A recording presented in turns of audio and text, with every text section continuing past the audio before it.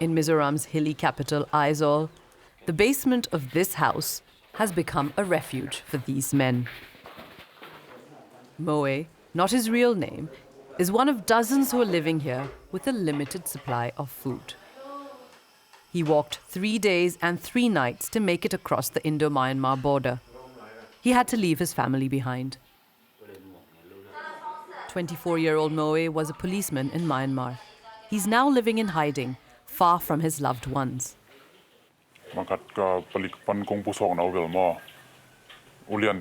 We received a command from our superior officers to shoot and kill protesters and innocent civilians.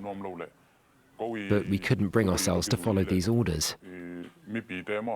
We left our country to protect the people and to save ourselves. Moe is among scores of Myanmar police officers who have escaped to the northeastern parts of India. They and their families fear repercussions back home for refusing to obey the military junta's orders. Since the situation isn't getting better, I have no other choice. I want to try and bring my family here. We have to live here because it's not safe for us back home. In this part of India, there is sympathy for the plight of those fleeing Myanmar, since they all share close ethnic ties. Mizoram has a 404-kilometer-long border with Myanmar's Chin state. I remember in the old days, many of our Chin brothers and sisters would come from the Chin hills in Myanmar, and we welcomed them into our homes. We became friends and went to school together, and we all knew that we came from the same community and that we were family. Rangchal has witnessed a similar situation before. He saw an influx of refugees in the 80s when the military junta took control in Myanmar. If we don't come to their aid, then who else will help? It is our duty, as they are our brothers and sisters. A few kilometers away from the capital, more than 1,000 refugees who crossed the porous border are now living in this small town for the past month. A local NGO led by Peter Changte has come forward to help them. The refugees came to Mizoram with no money, no food and shelter. They don't even have a change of clothes. So we have to think about their lodging, getting them food and bedding. Our organisation is at the forefront of providing accommodation. We're trying to do our best. Locals have donated various items which Changte is distributing today.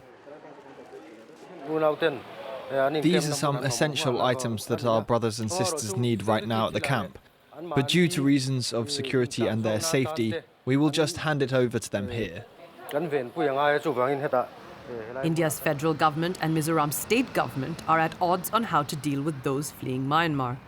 Last month, the BJP-led government at the centre issued an order to authorities in the region to prevent an illegal influx of refugees and to identify and deport illegal migrants.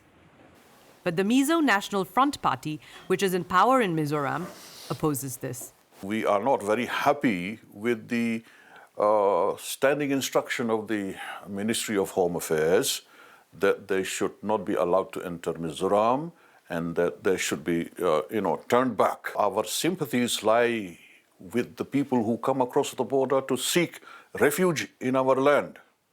And therefore, we would like to give them the basic facilities, amenities, and protection. For Moe, the deportation order is like a sword hanging over his head. He believes that sending him back to Myanmar will be a death sentence.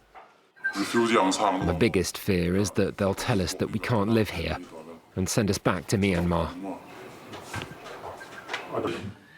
As the Myanmar military shows no signs of loosening its grip on power, for Moe and thousands of others, the hope is that India can provide them the sanctuary they need.